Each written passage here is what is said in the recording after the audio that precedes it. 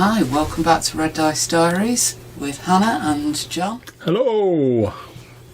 And today I'm going to be making a randomly generated map just to show one of the techniques that I've got for map making. Hopefully you'll be able to take a few ideas from it, even if you're not going to be using it exactly. Yeah, and just to point out, Hannah's actually down there where we've got the other camera set up. There you go, you can see the arm there. She's going to be looking down there. But if you see my hand sort of waving in front of this camera now you'll probably see there'll probably be a bit of judder on the sort of main screen because we're using my mobile as the only other camera we've got sort of across the wireless with all manner of jiggery pokery. But hopefully that'll be fine. And we're going to be putting this on our YouTube channel because obviously it's fairly visual, but also we're going to be putting it as a podcast episode. So I'm going to be like the voiceover man for this, and me and Hannah are going to be sort of talking through it as we go along. So, do you have a crack off, love? Indeed. So, for starters, if you're looking at the screen right now, you can see a selection of stuff on a big piece of paper. I see them red dice there, staying on brand. Indeed. So we have a pile of red dice of various different numbers. We've got some D10s, some D6s, a couple of D20s. I think there's a D30 in there. We've got a few beads of different colours. Yep. And these are just beads because I have loads of beads and they happen to be useful. You could use War Games dice for this. You could use dried peas, dried rice, whatever you like. We've got a little sprinkling of grey ones, a little sprinkling of green ones, a very small amount of little wooden ones in the shape of hearts, in the shape of flowers, and a fair amount of little blue ones in the shape of hearts. We've also got a couple of very big snowflake ones, a pile of D4s, and a load of unique beads. And then I've got a load of pens. And this is mostly just stuff you've like scavenged from your like crafting supplies and a dice box. I've pulled out of my crafting supplies. Again, you could use dice of different colours for this. You could use any old tack you want. It's just something small that you can scatter on a bit of paper. Yeah. I've used the big snowflake ones because I want to have a couple of big icy places on my map. Cool. My map's going to have a forested area, or some forested areas. That's what the green ones are going to be. It's going to have some wasteland areas. That's what the grey ones are going to be. Okay, cool. It's going to have some farmland. Which is the brown little ones. Yeah. And it's going to have lots of settlements because it's going to be a whole continent, this map. Okay. The settlements are going to be the little blue hearts, and we've got one big blue heart that's going to be the capital city. Alright, so let's get to the most important stuff. What are the red dice for? The red dice are going to be for mountains. Nice. The D4s are going to be for rivers, lakes, bodies of water, and islands. And the other ones, the stuff that's just like random craziness, are going to be points of interest. Cool. So we're going to take all of these, we're going to stick them in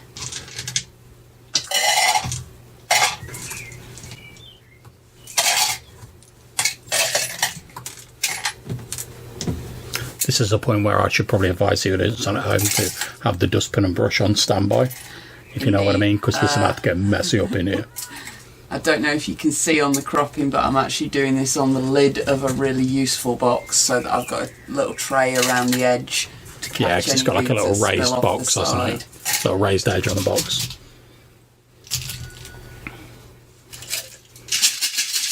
Give it all a good shake. Yep. And then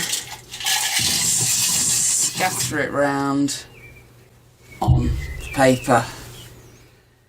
Give it a bit of stir around if you're not quite happy with it. You know, you're just going for a random sprinkling of stuff. Maybe spread some out a bit. Make a couple of different land masses. I'm having like Neil Buchanan heart attack flashbacks. That's the look I was going for with the video. Yep. So, reasonably happy with that. I've got a couple of different sort of spread out areas. Yeah. Yellow pen.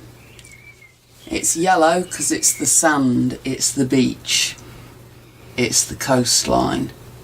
And there's loads of different ways you can hold your pen. John went to university and did art. He'll be able to tell you all sorts of stuff about that. But I'm holding it at the very end because it makes it sort of wander about a bit. So Hannah is now drawing around all the collections of different items using the yellow pen to create the shape of the islands that are going to be on her final map. I've also got one settlement way out here. But I'm thinking I want to have some like ocean-going people of some kind. So some sort of sunken city or something. Maybe. Next up, mountains. And this is kind of a fiddly one. This is your red dice, John. Good, I'm glad we're getting to it. So you're using like a black sort of pen for that, are you? Yeah, so I've got a black pen. I'm lifting up the dice. That's not a red dice. Oh, I apologise, that's an orange dice. See, these people who can't even tell what a red dice is. I'm lifting up the dice and I'm writing the number that is on the dice. Okay.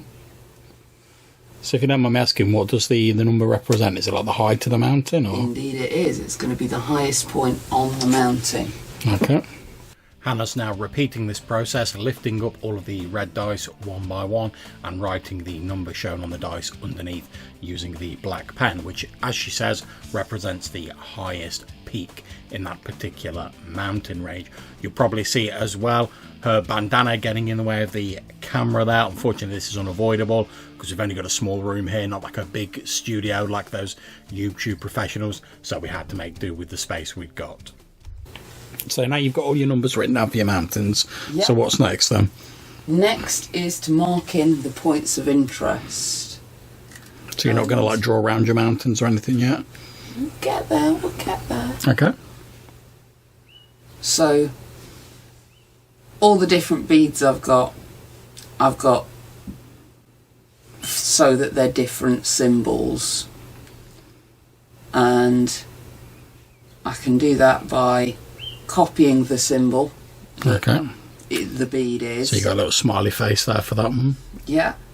Or what is probably easier with this many points of interest in the map, I can effectively number them, but because I've already got numbers on my map, letter them.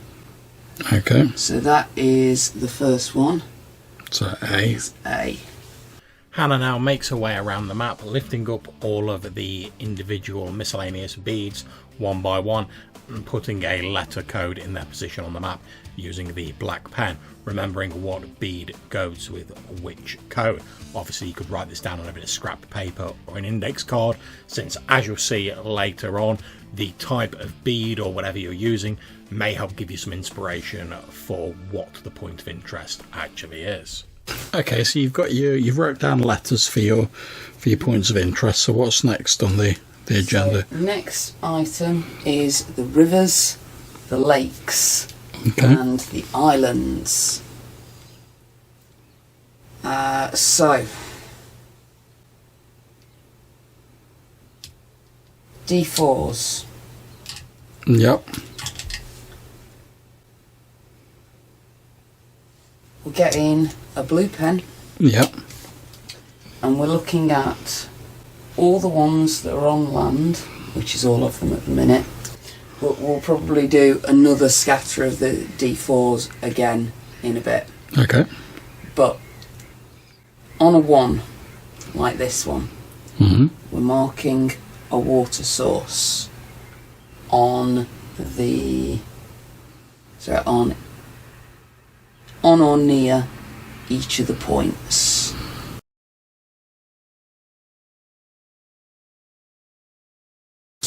All the ones on a 2. we're getting a small lake at the 1 point. Okay. And by that I mean, on a dice like this, the number 2 is the point that's facing up. Yep. And then each of the other 3 points has a number on it. The point that has a number 1, we're drawing a little blue lake.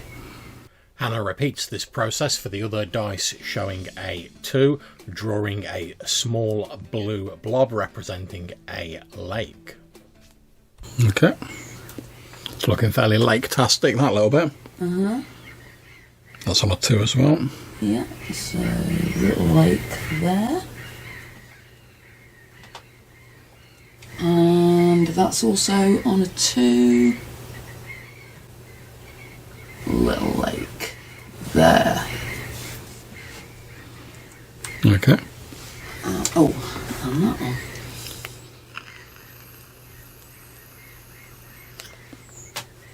Then we've got a couple of 3s. And on a 3, we're going to have 2 lakes. And that one there is a 4, and on a 4 we're going to add a d6 of large lakes in that vicinity. 6 lakes. I should have rolled that on the camera. And now it's never going to hit a 6 again. It was a 6, I promise you. 6. All these people fudging dice, disgraceful. Blobs. Roughly where the dice was. They don't have to be right into each other. But we got some lakes there.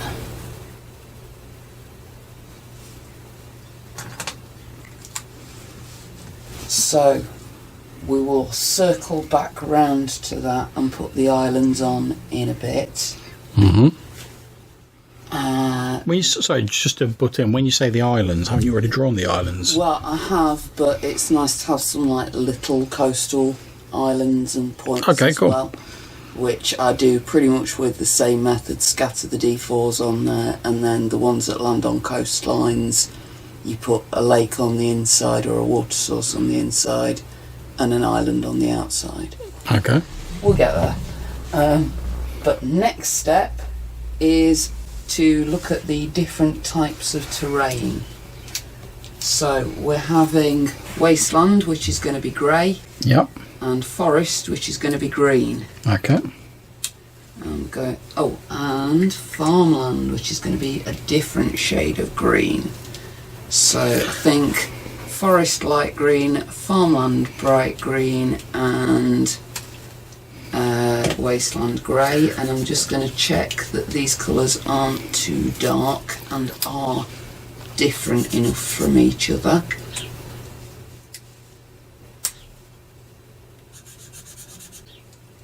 And that also handily gives me a place to make a little key for what each one is. Yep. Now, obviously, some of these colours, like the yellows, etc., aren't showing up particularly well on the camera, but we'll take a few sort of like higher quality pictures of the map and sort of put it in at the end so you can get like more of a detailed look at it.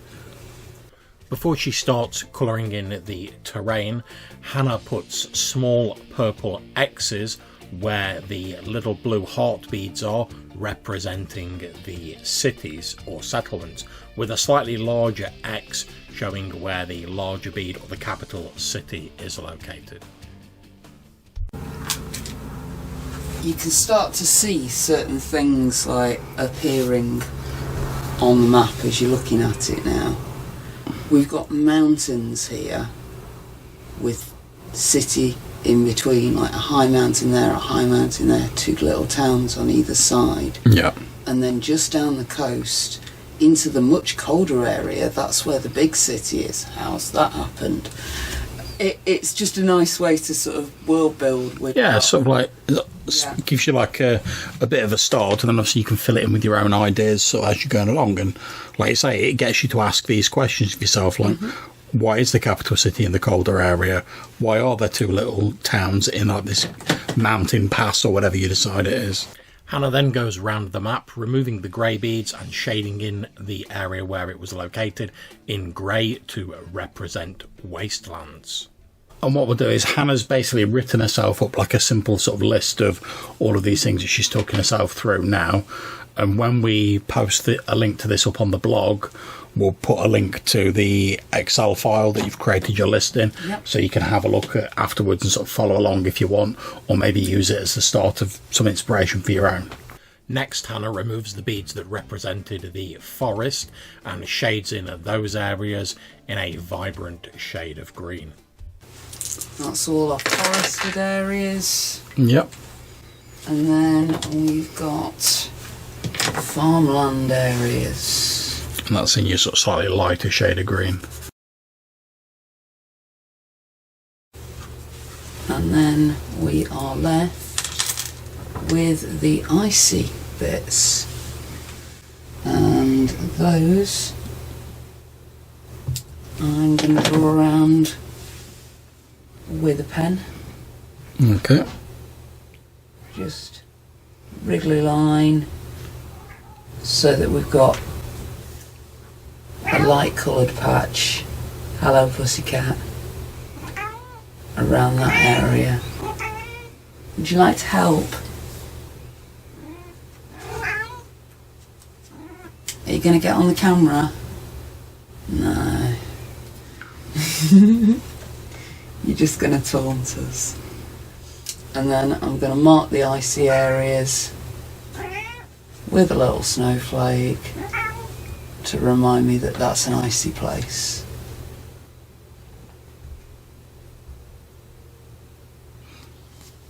So how come you've not drawn like an area in that centre island, or are you just assuming that the whole island's... I'm just assuming the whole island is icy. Okay. And you can use whatever symbols you like to mark things. I probably should have just used a different colour of blue to outline it. That's all right. But we're kind of short on different blue pens. That's helpful. As you can see, our cat Phantom's very interested in what's going on, especially since it's at floor level. For the next step, Hannah scatters another handful of D4s onto the map surface. So, I'm going to go through again and do different stuff depending on what number they've landed on and where they are. Okay. So first up, are there any that are completely on land? Yeah, loads of them. That one, that one, that one, that one. And the orange one. And the orange one's on the edge of the coast. So, if it's on land and it's on a 3, we get 2 small lakes.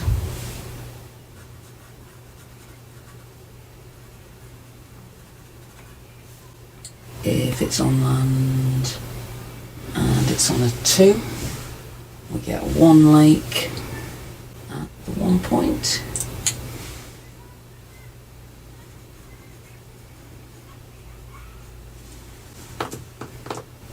And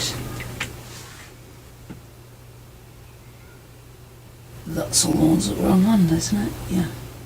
So then, the ones that are completely in the sea. If it's on a 1, we add a tiny island at the number 4 point.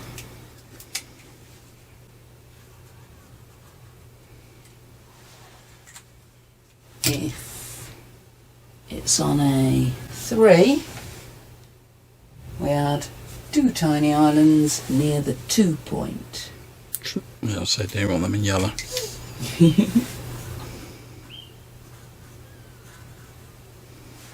Okay, and that's all the ones that are completely in water.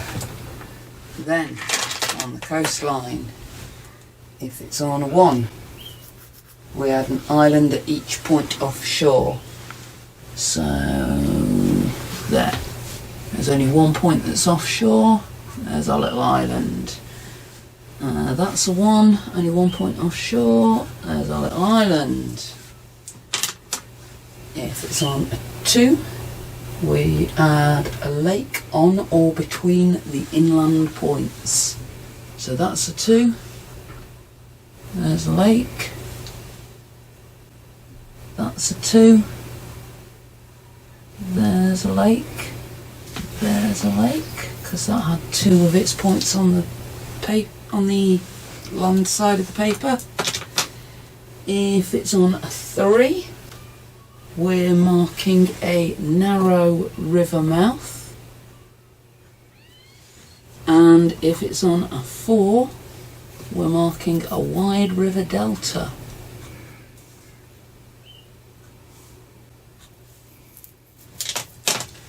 And then we're on to the connect the dots stage. For her next step, Hannah begins by using a red pen and drawing a triangle where the locations of mountains have been previously plotted. You could draw in elevation lines if you wanted at this stage, but Hannah decided to keep it simple for this example and is just going with a small red triangle to represent the mountains.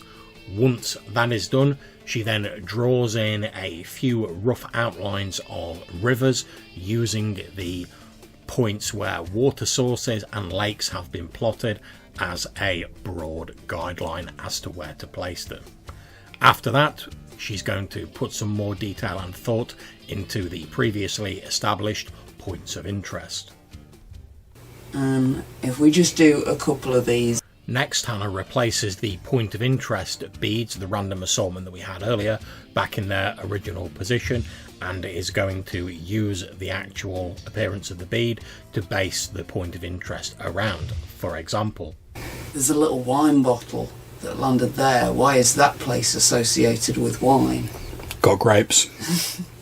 and it helps you continue to build the world. A button. Maybe that's a place that's really well known for its tailoring. Yeah, or like maybe they grow like textiles there or whatever. You know, it's a big textile area or a big sewing area or whatever. But yeah, we ended up with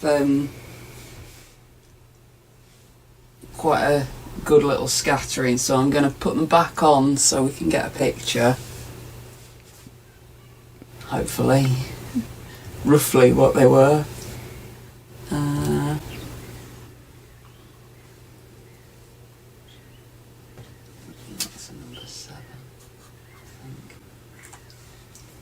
I'll probably end up with a completely different number of beads to stuff. But anyway... and that number 5 be a mountain as well? It will. I've missed a couple of the mountains. Should have counted how many red dice I used.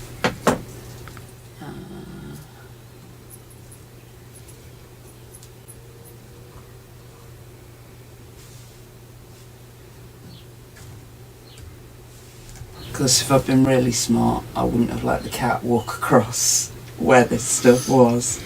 I know that was there. Well, we talked about perhaps there'd been some great natural disaster in the history of the world. Some sort of giant beast ravaging the landscape. Sounds like a fantasy world to me. Right, that's close enough for demonstration purposes of what we're doing. So, what we've got now, we've got where the mountains are, what sort of land is around, and these little point of interest things to help us come up with other ideas for the world. Yeah. So, over here we've got the capital city. Where the bead for that one? Here. It's right in the middle of this icy land. Why is the biggest city right in the middle of all the ice?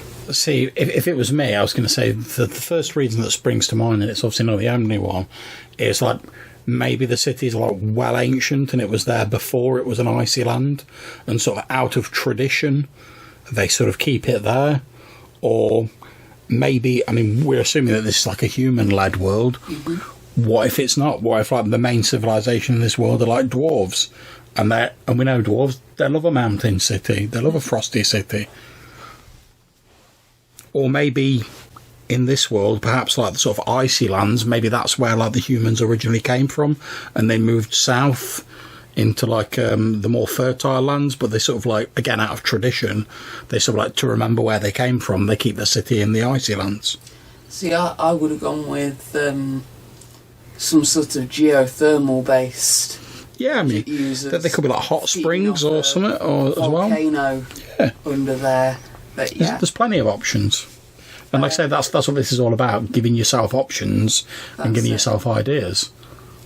And I think those were that way around, because I remember when they scattered first, I noticed that the two little musical bells were both on this continent. See, the two bells scream to me that that's some sort of like religious-based island, like church bells and whatnot. See, I was thinking possibly some sort of cultural centre where all the bards of this city end up because they can't afford to live in the city. Anybody be going to give some punk-ass bards an island? I wasn't suggesting that they were given it, I was just suggesting that they end up there. See, whereas it's quite icy, there's a mountain on that. I could see it being like almost like a monastic sort of like retreat, like an isolated mountain monastery or something. Where like maybe they've been built there, so like at certain times of the day, the people in the capital are like, oh, we can like hear the bells in the distance. That'd be a nice thing to throw in there with your player characters. Like you say, oh, it's I don't know, it's midday, you hear bells ringing off in the distance, and one of the locals goes, oh, that's I can hear the bells in the monastery of St. Swithins or whatever. So yeah, that's what all the point of interest stuff's about. Then what we're going to do is joining up the biomes. In order to expand the biomes that are on the map, Hannah takes the pens the colours that she had previously, and she uses them to expand the various different areas, the forest, the wasteland, the farmland, etc., allowing them to take on a more organic shape as she draws, filling in the various areas, not completely, but sort of expanding the existing biomes and taking on a much more interesting and natural shape, but being guided by the elements that have already been placed upon the map. And this stage is down to personal preference. You can continue this as extensively as you see fit, or you can stop a little earlier. It's really down to whatever you feel suits your map. If you want it to be entirely covered in forest, that's great, it's down to you. This is mainly an idea generator for your game.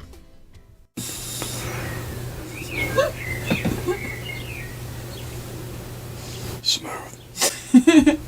So there we are. We hope you've enjoyed this short video explaining one of the ways in which you could possibly use a map as a source of visual inspiration for your starting or maybe continuing campaign. The picture you can see on the screen now is the sort of mostly finished map to the stage Hannah got it to at the end of the video. When we link to this in our blog at www.reddicediaries.com, we're going to put a link up to Hannah's spreadsheet list that she created to help guide her through this process, and we'll also put up the pictures so you can have a look at a more high resolution version of those. We hope you've found this useful, whether you're listening to the YouTube version or the podcast version. We appreciate it's probably a little bit easier on the YouTube version because obviously this is a visual exercise. It's designed as a sort of visual prompt to get you to ask questions about your campaign world, but we hope that you get something out of it, and that maybe if you give it a try, you'll let us know how it goes for you. So until we see you again, take care, stay safe, and whatever you're playing, have fun.